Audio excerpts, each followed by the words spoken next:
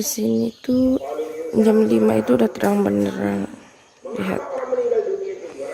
Ini jam 5 lebih 14, tapi udah terang banget.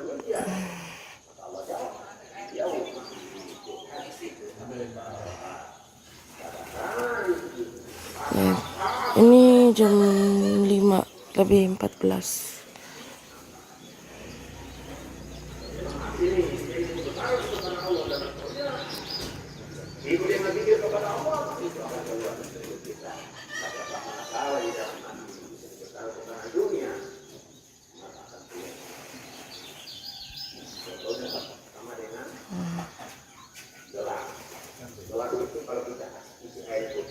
Jam 5.15, tapi keadaan udah terang banget.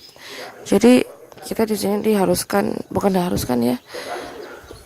Kita jadi pagi-pagi tuh benar-benar kita udah bangun, udah beraktivitas. Dan kalau malam jam 6 aja tuh udah gelap. Udah cepet banget gelapnya.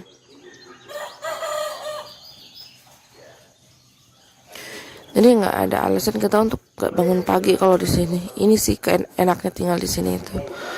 Karena jam 6 itu udah matahari udah muncul. Jam 7 udah matahari udah terik banget. Jadi di sini itu jam 5 itu benar-benar udah terang.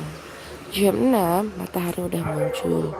Jam 7 udah mulai terik matahari.